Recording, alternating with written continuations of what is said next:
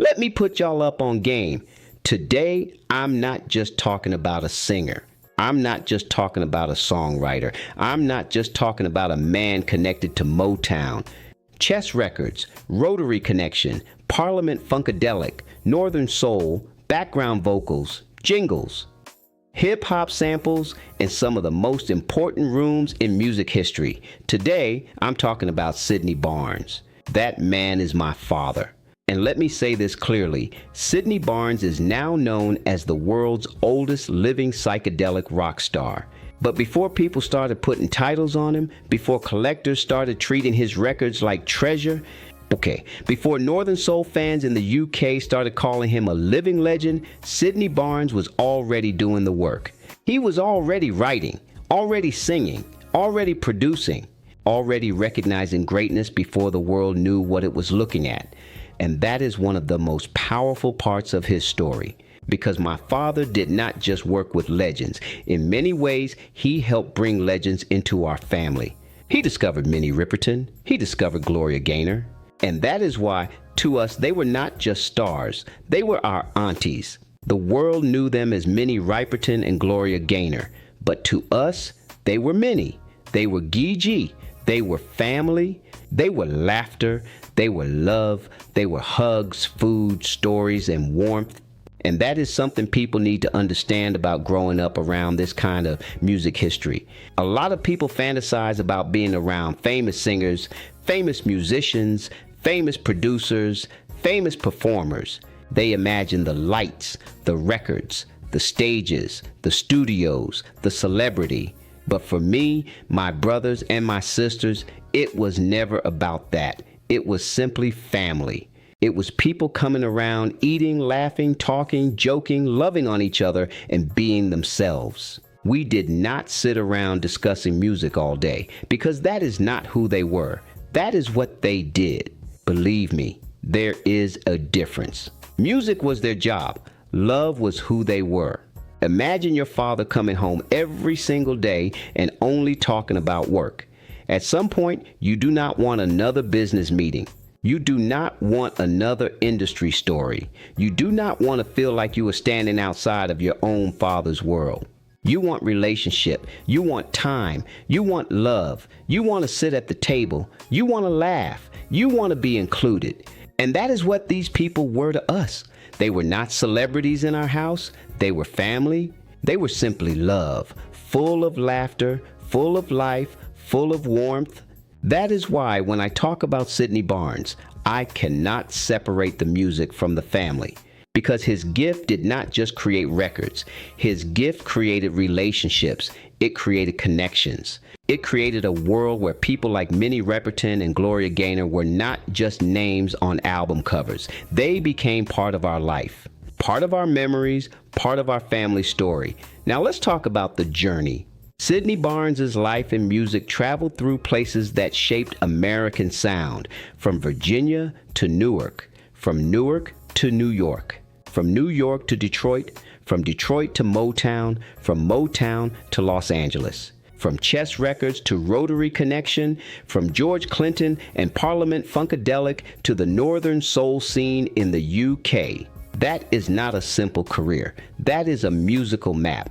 That is a man walking through history. At Motown, Sidney worked as a songwriter.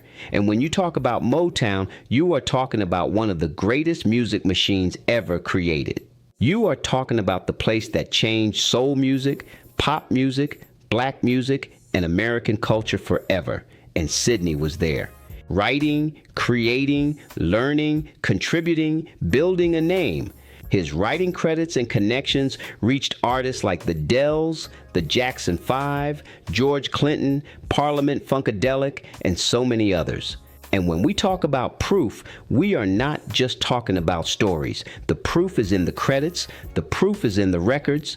The proof is in the samples. And the proof is in his residual checks. Because when the checks still come, that means the music is still alive, still moving, still being played, still being licensed, still being discovered, still being used by new generations. That is legacy. Sidney also became connected to George Clinton and the early world that helped lead into Parliament-Funkadelic. According to our family story, he helped George Clinton lift Parliament-Funkadelic off the ground before they later chose different creative directions. And when you understand how big P-Funk became, you understand how important those early rooms were. Before the mothership landed, somebody had to help build the runway. Sidney Barnes was one of those people. Then came Chess Records, Chicago, Cadet Concept, Rotary Connection, and this is where my father's story becomes psychedelic. Rotary Connection was not just a group. Rotary Connection was a sound before the world had language for it. They mixed soul, rock, orchestral arrangements, psychedelic colors, experimental production, and bold fashion into something nobody else was doing that way. And Sidney Barnes was one of the key voices and creative forces in that movement. He stood alongside Minnie Riperton, and this is where the story gets personal again. Before the world knew Minnie as the angelic voice, before loving you, before the superstar moment, my father saw her gift. He discovered something in her. He recognized that voice. He helped encourage her to trust what made her different.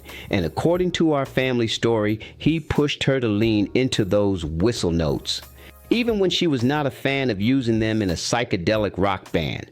But she trusted him. And the rest is history. That angelic voice became one of the most recognizable sounds the world has ever heard. But to us, she was still Minnie, still family, still love. Just like Gloria Gaynor, before the world was singing I Will Survive, before she became the queen of disco. Before the awards and international recognition, my father saw something in Gloria too. He helped discover her.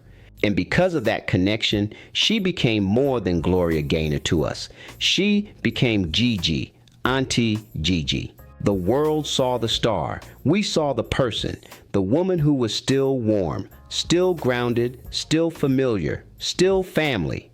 That is the part people do not always understand. These legends were not walking around our family trying to be legends. They were laughing, eating, talking, being human, being love, being aunties. And that is why Sidney Barnes' story is bigger than a resume. Yes, he has worked with the Dells. Yes, he has written for and with people connected to the Jackson 5. Yes, he has worked with George Clinton and Parliament-Funkadelic. Yes, he has sung background with and for Deniece Williams and Maurice White. Yes, he has done jingles, sessions, vocals, writing, arranging, and music work that most people will never fully know. Yes, he has been sampled throughout the hip-hop world, including by Grammy-winning group The Fugees. Yes, he became a household name in the Northern Soul scene in the UK. And yes, he is still a living legend abroad to this day. But his real greatness is not just in who he worked with.